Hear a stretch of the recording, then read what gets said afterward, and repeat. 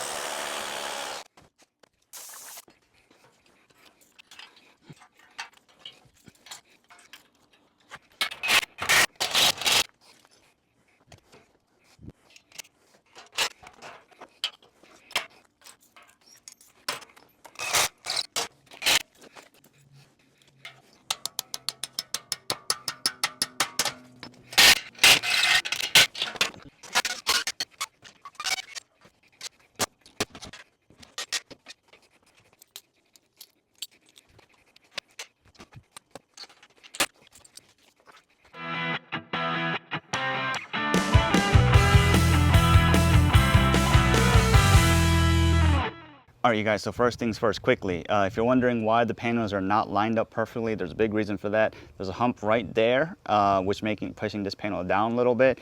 And then this panel needs to be as far up to the house as possible, mainly because via courtesy of the HOA, they cannot be visible from any part of the street. So this is really the only area that I have to work with, because from that side, you can see pretty much almost everything too, right? So I can only work within this corner. That's why it's pushed up as much as it is. It would love to be out a little bit more to get some, you know, reverse shading and stuff like that, or light from the back and all kinds of fun stuff. But in my situation, you got to work with the constraints, and this is what I have to work with. All right, so I would also love to put another panel right here, but this line right here is where it really becomes visible, and you know, can't really deal with that. So anyways, let's get to it real quick. Okay, the first things first, there's a ground wire coming out of here. You can see it's connected to a grounding rod over there. This actually connects to the rack, and we'll show you that in a little bit. But right now, these are 495 watt Heliene panels, and there's 4 of them mounted on the BrightRack system. So if you did want to mount panels that are of this size, you do need to get the BrightRack or BrightMount extension kit. Okay, so just know that. But if you do mount it this way, right, you can mount 4, and in theory you could squeeze another one at an angle right here too. I technically can't, but if you get some braces, you can brace this panel to this panel and then make it, you know, pretty sturdy. That way there's not a lot of uplift force and it can't really fly away during high winds, right? But you're gonna need to secure the panel to the panel. All right, so looking at it here real quick, just in case you're wondering what panel it exactly is being used, here's the Heliene panel, 490, and as you can see, nominal MPP power is 190, all right? So, with that being said, I will go ahead and cover some of these real quick. These are the end clips. The end clips that I used, I did have to reverse them and switch them out on each side. You can see right here, there is maybe about 3 inches here that is left on the rail, okay? All of these middle clips here, I will say, are a huge pain to get on, especially if you're working by yourself. So if you do want to get the middle clips on, I would highly recommend you work with 2 people. Technically, it is possible to get the middle clamps in by yourself, but you need another hand. What I mean by that is you need to be able to get this grounding little plate inside of there, and you're really holding the panel up at an angle, and you need to fit it up between the rack and the grounding plate. So what I did was I was just kind of using my leg to kind of hold it up as I slid the panel in there, but I would say it's extremely difficult to do that by yourself. So make sure you get some help if you are going to try to do that, all right? So moving around here real quick, we'll go ahead and go through the back. As you can see, I do have all 4 mounted, all 4 legs mounted. There's about 16 of these sleeve anchors that you need to mount. I would say out of the 16 that I got, only 1 of them did not engage. And because it didn't engage, I had to use, you know, a set of tools to just pry it out, and I'm gonna go replace it with another sleeve anchor later. But I would say 1 in 16, I would say is pretty good, mainly because in my experience, I wanna say maybe roughly 20-ish% of the sleeve anchors, just generally in construction, I would say, usually just have a hard time engaging, all right? I will also point out, because the instructions tell you to use a 1/2-inch drill bit, but the sleeve anchors were metric, right? So you need to really use the right metric drill bit size to get them to, you know, fit perfectly snugly and all of that. But you know, most of us people here in the US aren't going to be able to find easily metric SDS drill bits, right? So just keep that in mind, all right? If you're going to do this again, or if you want to do this again, I would recommend using, you know, a 1/2-inch tap cons and a 1/2-inch SDS bit, but you know, obviously that's going to increase your bill roughly maybe about $75 for just the tap cons themselves. Okay, so let's go back here. I am back here, and you will hear a little bit of an echo, mainly because we are in an enclosed space. As you can see right here, the way I have it mounted is this grounding wire is connected to this lug here.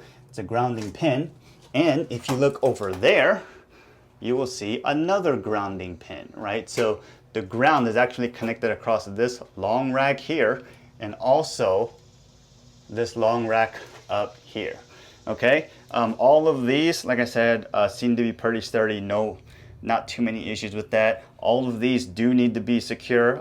There's an easy way to do that if you get a T, I forgot what size bit it is, but a Torx bit, and a wrench, you can easily secure all of them pretty easily. But as you do mount these, the mid clamps have this little grounding pin or a grounding kit that you need to put between the rail and the panel. So if you look at it really closely, what that really does is it really scratches the surface of the panel and the surface of this aluminum rail to make a bonded connection, mainly because you need to bond the panels to the rail so that you can ground the rail, right? So technically, I would say I actually really hate this design after using it. What I would prefer is if they eventually gave you some kind of clip so you could either secure like a self-tapping screw or something like that to secure the two together. It would just seem like a much better idea to, you know, bond them together and also to secure them. But trying to get this clip in here during and or after getting the mid clamp in is a huge pain, all right? So if they found another way to improve upon that, I think that would be good, all right? So my quick disconnect is here, or the isolation switch is here, mainly because this was originally installed with the older panels. So I'll probably need to either move this out over there closer to the end or just put another one somewhere that's more easily accessible, right? And if you look here, this is the extension kit. So the extension kit comes with two. So here's one here, and then the other one is down there. And as you can see, I did not use the self-tapping screws that came with the kit, mainly because I could not find a nut driver that fit them, mainly because the heads on those nuts, or those nut self-tappers, were some like metric size that I just could not find easily. I'm sure I have like a few laying around somewhere, I just couldn't find it, so I just used the self-tapping screws that I had, and I made sure to leave a pretty decent sized gap here and here, and you need to do that when you install this kit, mainly because it's aluminum, it's pretty long, it will expand and contract. There is a metal splicing rod that goes in this rail all the way across, right, that keeps it really secure or snug, and then this self-tapping screw actually keeps the bar really well connected, okay? Technically, I would have used more, but I wanted to see how it was gonna work before I just started drilling a bunch of holes in this aluminum rail, so, you know, that's how that goes, okay? So as you can see here, there's not really too much to it. I'm sorry, there's a bunch of kid stuff everywhere, but as you can imagine, all of the panels are mounted on this rail pretty easily. What you could probably also want to do is come back around here and run some wire management with some cable ties. But I did want to show you what it looks like under the rack when you have the rack mounted on 3 cinder blocks that are roughly about 8 inches high. As you saw in the video and earlier, these cinder blocks are epoxy anchored together, right? And they're also epoxied to the ground here with a rebar or 2 rebars that are epoxied into the slab and coming all the way up. So I'm pretty sure this is not going to be going anywhere anytime soon because of the rebar and the epoxy.